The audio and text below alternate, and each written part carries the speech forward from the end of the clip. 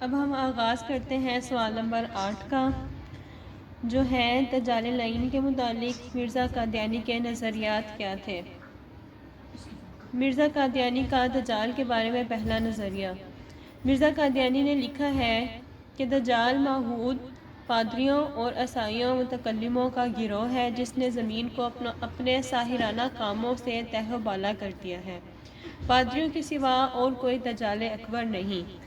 دوسرا نظریہ ہے، مرزا قادیانی نے لکھا ہے کہ ہمارے نزدیک ممکن ہے کہ دجال سے مراد با اقبال قومیں ہوں اور گدھا ان کا یہی ریل گاڑی ہو جو مشرق اور مغرب کے ملکوں میں ہزارہا چلتے دیکھتے ہو۔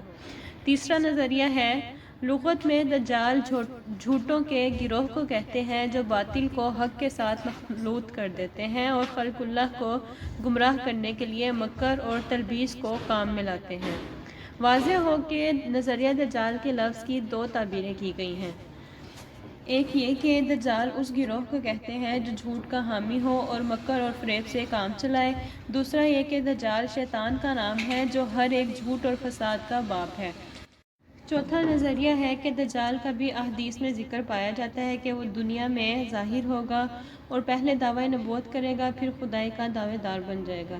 پانچواں نظریہ ہے کہ دجال سے مراد وہ فرقہ ہے جو کلام الہی میں تحریف کرتے ہیں یا داہریہ کے رنگ میں خدا سے لاپرواہ کرتے ہیں۔ بہنوں، مرزا کے نظریات کا جواب کچھ اس طرح ہے کہ دور رسالت صلی اللہ علیہ وسلم میں با اقبال قومیں موجود تھیں، لیکن آپ صلی اللہ علیہ وسلم نے انہیں دجال نہیں فرمایا اور نہ ہی آپ نے پادریوں کو دجال سے منسوب کیا، حالانکہ وہ بھی آپ صلی اللہ علیہ وسلم کی حیات مبارکہ میں موجود تھے۔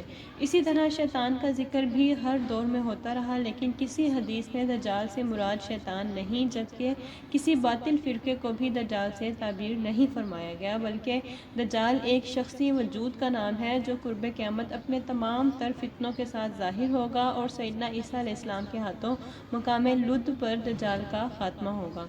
اس کے علاوہ بہنوں، مرزا قادیانی نظریات کا جائزہ لیں تو ہمیں کوئی ایک نظریہ بھی حدیث مبارکہ کے مطابق دجال کے متعلق بتائی ہوئی نشانیوں پر پورا اترتا نظر نہیں آتا۔ البتہ یہ خود واحد شخص ہے جس پر دجال کی کم و بیش تمام نشانیاں صادق ہوتی دکھائی دیتی ہیں، لہٰذا ہمارا اگلا سوال بھی اسی سے متعلق ہے۔ سوال نمبر 10 ہے، مرزا قادیانی کا دجال کے ساتھ تقابل بیان کریں۔ جواب ہے، مرزا قادیانی اور دجال میں تقابل کچھ اس طرح ہے کہ دجال بھی یہودی نسل سے ہوگا، مرزا قادیانی بھی یہودی نسل تھا۔ دجال پہلے نبوت کا دعویٰ کرے گا اور اس کے بعد خدائی کا دعویٰ کرے گا۔ مرزا قادیانی نے بھی پہلے نبوت کا دعویٰ کیا اور اس کے بعد خدائی کا دعویٰ کیا۔ دجال کے ساتھیوں کی تعداد بھی 70,000 ہوگی، جبکہ مرزا قادیانی کے مرید بھی 70,000 تھے۔ دجال مکہ اور مدینہ نہیں جا سکے گا، جبکہ مرزا قادیانی بھی ساری زندگی مکہ اور مدینہ نہ جا سکا۔ دجال گدھے پر سواری کرے گا، مرزا قادیانی جس سواری کو دجال کا گدھا کہتا رہا اسی پر سواری بھی کرتا رہا۔ دجال سیدنا عیسیٰ علیہ السلام کا مخالف ہوگا، مرزا قادیانی بھی سیدنا عیسیٰ علیہ السلام کی مخالفت کرتا رہا۔ آپ سب کو علم ہونا چاہیے کہ دجال کا فتنہ بہت بڑا فتنہ ہے، اور یہ بھی یاد رہے کہ فتنہ دجال صرف ایک فتنہ نہیں بلکہ چھوٹے بڑے لاتعداد اور بے تحاشا فتنوں کا مجموعہ بھی ہے۔ گو کہ اصل دجال ابھی سامنے نہیں آیا، لیکن بہت سارے دجالی فتنے بشمول قادیانی جیسا عظیم فتنہ دنیا بھر میں کام کر رہا ہے اور لوگوں کو گمراہ کر کے ان کا ایمان لوٹ رہا ہے۔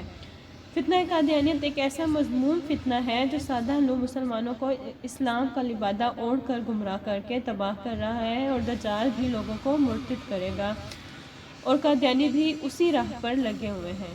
ویسے بھی موجودہ حالات کے پیش نظر کہا جا سکتا ہے کہ بہت جلد ان سب دجالی فتنوں کے بڑے سربراہ یعنی مسیح دجال کا خروج بھی ہو جائے گا، جس سے پناہ مانگنے کی ہر نبی نے تلقین فرمائی ہے۔ اور واضح رہے کہ باطل قوتوں نے جب بھی سر اٹھایا تو اپنی ناپاک سازشوں کو اسلام کی حویلی سے باہر رہ کر سر انجام دیا، جو جلد ہی اپنے پیروکاروں سمیت نیست و نابود ہو گیا۔ لیکن یہ قادیانی فتنہ اس جونگ کی مانند ہے جو اسلام کی حویلی میں کھڑا ہو کر شجر اسلام کو کاٹنے کی مسلسل کوشش میں ہے، لہٰذا ضرورت اس امر کی ہے کہ ہمیں اس قدر ختم نبوت کے تحفظ پر کام کرنا ہوگا کہ اس فتنہ قادیانیت کو جڑ سے اکھاڑ پھینکنے کی ہمت پیدا کر سکے۔ اللہ ہمیں اس چیز کی توفیق بخشے۔ اس اسی کے ساتھ ہمارے دوسرے لیکچر کا اختتام ہوا۔ اگلے لیکچر تک کوئی بہن کسی قسم کا سوال پوچھنا چاہے تو بلا جھجک پوچھ سکتی ہے، انشاءاللہ انہیں تسلی بخش جواب دیا جائے گا۔ وآخر الدعوانا ان الحمد للہ رب العالمین۔